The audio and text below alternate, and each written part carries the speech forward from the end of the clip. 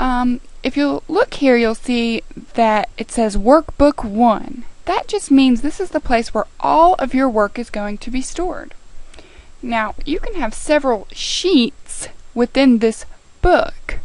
So if you want to work on one concept map, and then you decide that you want to save it so that you can come back and view it later, or you want to save it, come back and edit it later, you can do that. And all you have to do is go to Insert. If you want to do a new one, you go to New Sheet down here. And if you look at the bottom left part of your screen, you'll see that you have Sheet 1, which was our original one, and now we have Sheet 2. And although they look the same right now, you'll notice that once you begin working, they will not look the same. There will be two different concept maps. And when you save your work, you will save all of that work, all of your sheets, and you can have several sheets if you want. Let's go through the process of saving just very quickly. I know I haven't done any work yet, but we're just going to save it really quickly. If you want to do a quick save while you're working, you just go to this picture here, and notice when I put my arrow over these buttons, a window pops up and it shows us what that button does. It says save. So you would just click on that button in order to save, but if you want to actually save it to your computer under a special name where you'll remember, go to File and come down to Save As. When I click on that, another window will appear eventually. There it is. And I suggest that you save always to your desktop. The desktop is the place where when you open your computer, when you open your username, that's where you'll see all of those icons, and it's just easier to get to. So I recommend going over here to Desktop, and remember your computer may look a little different, but it's usually almost always called the desktop. And let's give the file a different name, not just Central Topic. Let's give it Miss Jones Concept Maps. And that really doesn't tell us exactly what the program's doing, or what I'm working on. So let's give it an even more specific name. Miss Jones Concept Maps Yulee. That probably seems funny to you right now, but eventually you'll figure out what I'm doing. And then I'll just go ahead and click Save, and that should save to my desktop. Let's go check. I'm going to minimize this program and look over. Oh, there it is. Miss Jones Concept. And it doesn't show everything, but it would say Concept Map Yulee. And then remember, there's our X. Okay, let's go back to our program. And now let's actually begin creating a concept map. You all pretty much know how to do that, but our central topic, I'm going to create a concept map about my dog, Yulee. So we'll put Yulee, and all I did here was I clicked on Central Topic, and then I typed on my keyboard U-L-E-E, that's my dog's name. Now I'm just going to click Enter, and that creates my central topic.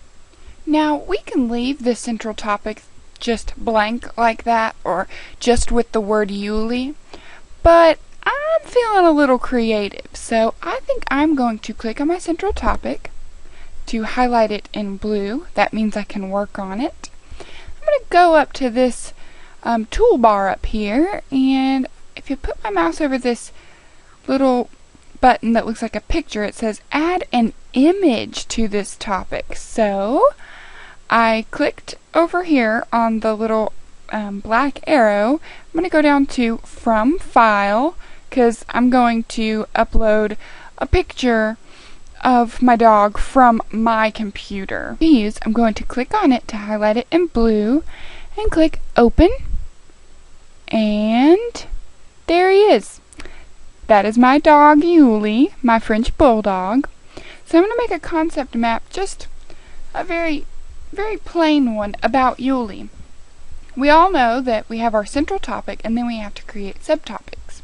So, in order to do a subtopic, you're going to put the mouse over the central topic, Yuli, right click, and go to Insert. I like to use the right click insert. It just seems easier to me. And then Subtopic. And then a main topic will appear. So you can start working from there. So on the main topic, what should I put? Yuli is a dog. All I did was click that box and type dog. But I want to get a little more detailed, so I'm going to click Insert. And then I'm going to put Subtopic again. And this will give dog a subtopic. So let's describe dog. Well, he is a French bull. He's a French bulldog, more specifically. Now, if I have the blue outline around one of the areas, that means that it's the one I'm working on. But if I'm in these subtopics, all I have to do is hit the button, all I have to do is hit the enter button, and more topics will appear. I can do as many topics as I want. So, let's put some more adjectives describing dog. He's a smelly dog. He's a silly dog. He's a funny dog. And he's a whiny. It's a whiny dog. So those are all adjectives to describe Yuli. Now, let's see, if we wanted to add another subtopic, big subtopic, then we would just right-click, Insert, Subtopic, and then a main topic 2 would pop up. And then you would use the same types of steps that we used with dog to get there. Okay, and I'm trying to think if there's a few other things that we might want to do, just to discuss. In order to make your concept map fancier looking, or to change it and customize it, make it how you want to, you can go over here to this right panel, and there are a few things listed over here like styles. I'm going to click on styles, this button, and then a window will pop up on the right, to the right, and I'll be able to pick different styles. And if I want to make Yuli's, I can make it green.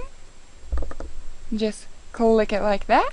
But I want to make this one different. I would highlight it, come over here to styles, and I want to use blue on that one.